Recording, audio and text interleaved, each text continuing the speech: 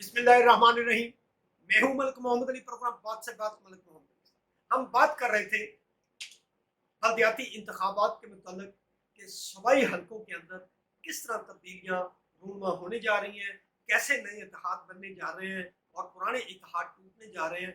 तो आज के प्रोग्राम में इसी मौजूद पर बात होगी। और प्यारे दोस्तों, जिन दोस्तों ने अभी तक हमारे चैनल को सब्सक्राइब नहीं किया, प्राय मेहरबानी वो हमारे चैनल को सब्सक्राइब भी करें, लाइक भी करें और शेयर करें।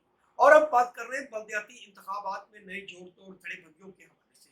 अब जो मुतवक्को बलदियाती इंतखाबात है उसमें पीपी 195 कबूला के हवाले से हम आपको बताते हैं कि कबूला की इस नशिस्त पर जो मारूफ समाजी शख्सियत हैं, कारोबारी शख्सियत हैं, चौधरी ताहिर इकबाल जट, उन्होंने अपने आज़ाद उम्मीदवार चौधरी इमरान अकरम जट को मुस्लिम लीग नून के उम्मीदवार पीर काशिफ चिश्ती के मुकाबले में कामयाब करवाया था।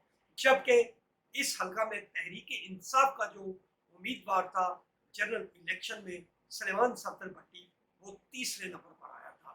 लेकिन जो ताहिर इकबाल जट का उम्मीदवार था वो इलेक्शन जीता।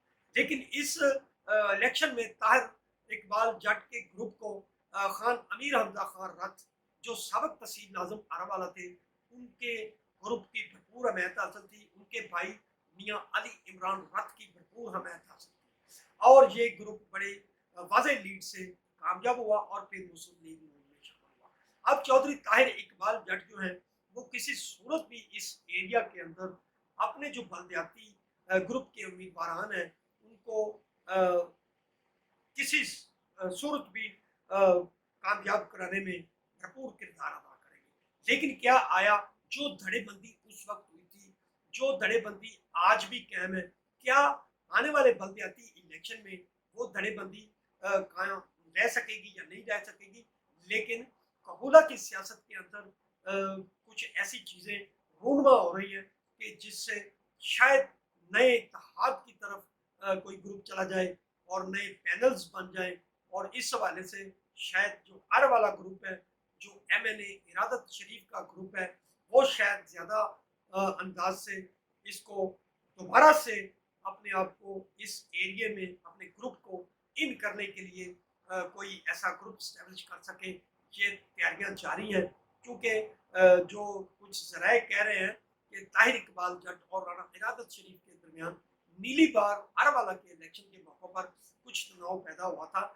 लेकिन ये सियासत है, एंड मुमकिन है कि फ्यूचर में ये तनाव उनके दरमियान ख़त्म हो जाए। लेकिन अगर ये तनाव बरकरार रहा तो फिर यहाँ जोर पड़ेगा, कंपटीशन होगा और भरपूर अंदाज में बलदियाती इलेक्शन होगा। जबकि आरावाला सिटी के अंदर आती है पीपी 196 के अंदर, तो इस एरिया के अंदर डॉक्टर फरक जवेद मौजूद है, राना इरादत शरीफ एमएनए मौजूद है। अब इनकी मौजूदगी में जो तहरीक इंसाफ के हमायत याफ्ता उम्मीदवार थे नईम इब्राहिम, वो सबक एमपीए भी थे, उनका ग्रुप मौजूद है। लेकिन इसके साथ साथ तहरीक इंसाफ की और सारी जो धड़ेबंदियाँ हैं जो उनके ग्रुप से ताल्लुक़ रखते हैं, जो कई एमएनए के भी उम्मीदवार हैं, इसके साथ साथ एमपीएस के भी उम्मीदवार हैं जिन्हें हमायत नहीं मिली थी तहरीक इंसाफ की, वो धड़े भी अपने तौर पर मैदान में मौजूद होंगे।